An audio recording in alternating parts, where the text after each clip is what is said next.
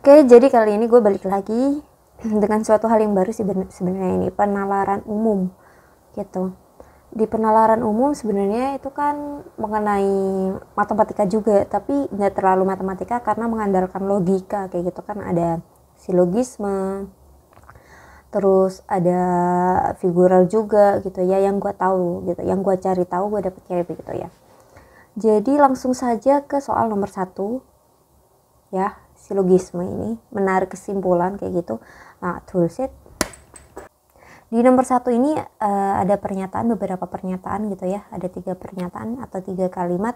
Yang pertama adalah Rafa rajin berlatih di sirkuit. Yang kedua, Rafa ingin menjadi seorang pembalap.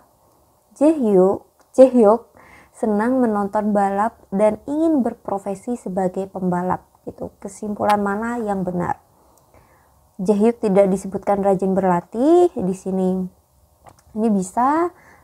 Senang menonton balap, Rafa tidak disebutkan menonton balap. Berarti enggak disebutkan menonton balap. Enggak disebutkan. Jadi yang benar adalah yang B. Gitu ya. Soal nomor 2.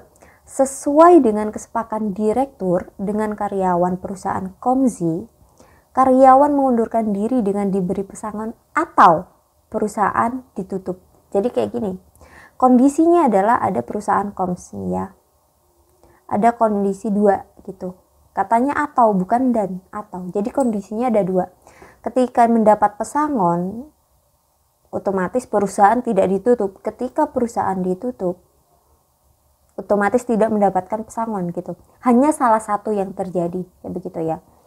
Ternyata perusahaan Komzi ditutup. Oke, gue tulisin di sini. Pesangon berarti perusahaan tidak ditutup ya. Perusahaan ditutup gitu ya. Perusahaan ditutup, maka tidak ada pesangon. Tidak ditutup kayak begitu ya. Paham nggak? Jadi kata atau, jadi salah satu yang terjadi gitu, salah satu yang terjadi, tidak bisa keduanya kayak begitu ya. Jadi kita lihat yang A, perusahaan tidak memberi pesangon kepada karyawan. Ini benar, ini udah benar, tidak ada pesangon kan? Tidak ada pesangon. Karyawan memilih perusahaan ditutup. Tidak ada dijelaskan di sini karyawan memilih gitu, enggak. Sebagian karyawan diberi pesangon. Ini bukan perkara sebagian, simbolnya begini, sebagian atau semua. Enggak ada perkara ini. Nggak ada perkara itu. Direktur memberhentikan sebagian karyawan. Ini udah dijelaskan, tidak ada sebagian atau semua. Oke. Berarti yang benar yang A. Begitu ya. Nomor 3. Ibu guru membunyikan bel tanda masuk, siswa masuk ke kelas masing-masing gitu. Jika ada pengumuman, siswa berkumpul di lapangan upacara.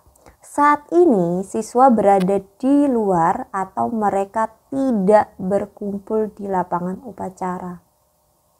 Ya, atau jadi siswa di luar atau kumpul upacara kayak gitu ya. Simpulan yang paling tepat adalah siswa kurang tidak, ini tidak ada penjelasannya. Ini guru lupa, tidak. Siswa tidak masuk kelas dan tidak ada upacara di lapangan. Ini ada kata dan. Tidak masuk kelas dan tidak ada upacara. Ini tidak masuk kelas dan tidak ada upacara. Tidak ya. Yang D, guru tidak membunyikan bel. Nah, tidak. Kejadian pertama tidak membunyikan bel atau tidak ada pengumuman. Jadi ada 2 kejadian. Ini kan di luar atau kumpul, Ini kedua kejadian yang tidak masuk gitu ya, atau di luar atau tidak ada pengumuman. Tidak ada pengumuman itu kan upacara, kumpul. Ya kan? Sama tidak ini dengan ini? Sama ya, logikanya begitu, sama. Oke, jawabannya yang D. Kita lihat yang ini dulu. Guru tidak memberikan pengumuman bahwa siswa harus masuk kelas. Itu tidak ya. Guru itu tugasnya adalah membunyikan bel gitu. Oke, jawabannya yang D. Semoga nyampe. Nomor 4. Semua panitia seminar harus ikut rapat siang ini. Sebagian mahasiswa, wah ini udah mulai sebagian, ini semua ya. Simbol semua A kebalik, simbol sebagian E kebalik. mahasiswa baru dipilih menjadi panitia seminar. Simpulan mana yang benar? Kita lihat. Sebagian mahasiswa baru tidak menjadi panitia seminar. Tidak menjadi panitia seminar. Semua panitia seminar, nah ini tidak disebutkan. Ya, tidak disebutkan sebagian mahasiswa baru. Meskipun ini logikanya benar ya, ini logikanya benar, tapi tidak disebutkan untuk menjadi panitia seminar. Tidak menjadi. Padahal ini dikatakan adalah dipilih. Ya, dipilih. Sebagian mahasiswa baru harus ikut rapat. Nyambung nggak? Ini kan semua panitia seminar harus ikut rapat. Gitu ya. Semua panitia. Dan sebagian mahasiswa baru adalah panitia seminar. Otomatis sebagian dari mahasiswa baru ikut rapat. Ya.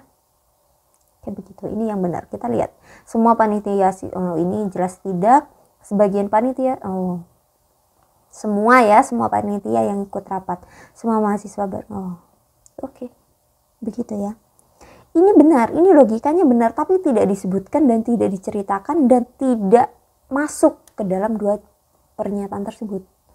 Itu tuh yang sulit untuk para ngoceh dikit. Nomor 4 ini adalah alasan terbesar gua untuk tahun kemarin tidak memasukkan materi ini ya, materi silogisme, karena logika untuk menarik kesimpulan dari dua pernyataan itu sesulit itu ketika kalian tidak memahami pernyataan dan simpulan yang harus kita tuliskan kayak gitu.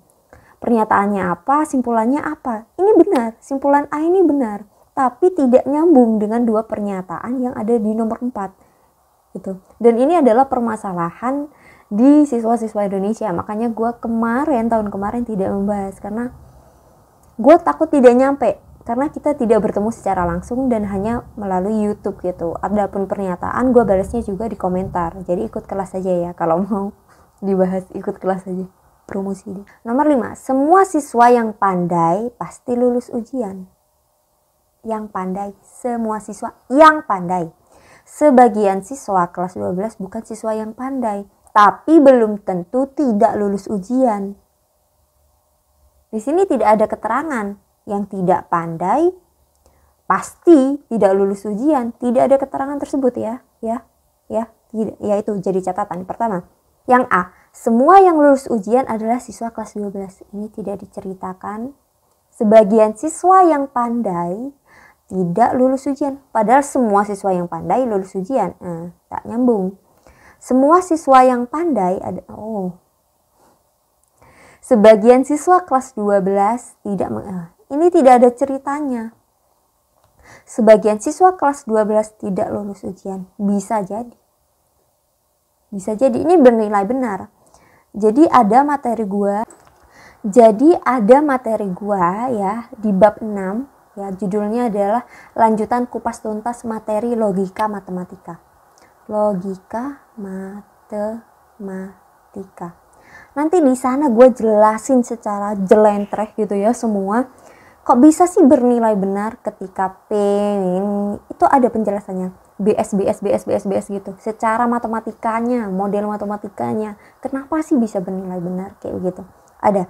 Silakan dicek videonya biar kalian lebih memahami tentang logika matematika ini, tentang silogisme, tentang menarik simpulan dari pernyataan yang telah ditunjukkan gitu ya.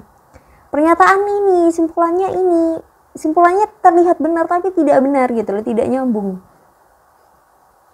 Oke, semangat belajar. Oke.